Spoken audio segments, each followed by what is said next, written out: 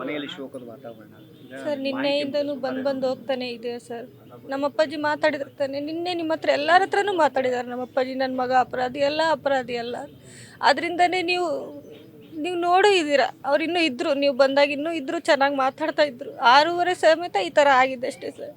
ನನ್ನ ಮಗ ಬರ್ತಾನೆ, ನನ್ನ ಮಗ ನಿರಪರಾಧಿ, ನನ್ನ ಮಗ ಬರ್ತಾನೆ.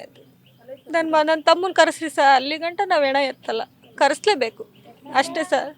ಪೊಲೀಸರಿಗೆ ಏನು ಮಾತಾಡಿಲ್ಲ ಸರ್. ಒಟ್ಟು ನಾವು ಪ್ರೆಸ್ಸಲ್ಲಿ ಅಷ್ಟೇ ಮಾತಾಡಿರೋದು, ಮಾಹಿತಿ ಮುಗಿಸಿದ್ರು.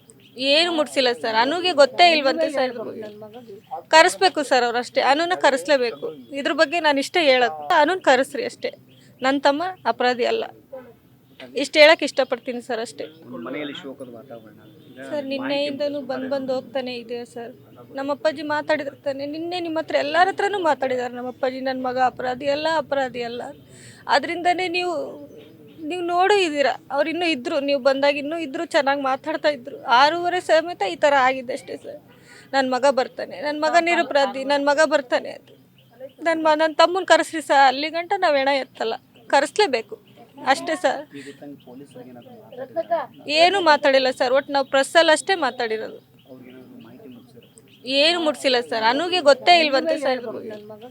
ಕರೆಸ್ಬೇಕು ಸರ್ ಅವ್ರು ಅಷ್ಟೇ. ಅನುನ ಕರೆಸ್ಲೇಬೇಕು. ಇದ್ರ ಬಗ್ಗೆ ನಾನು ಇಷ್ಟೇ ಹೇಳೋದು, ಅನುನ್ ಕರೆಸ್ರಿ ಅಷ್ಟೇ. ನನ್ನ ತಮ್ಮ ಅಪರಾಧಿ ಅಲ್ಲ, ಇಷ್ಟು ಹೇಳಕ್ಕೆ ಇಷ್ಟಪಡ್ತೀನಿ ಸರ್ ಅಷ್ಟೇ.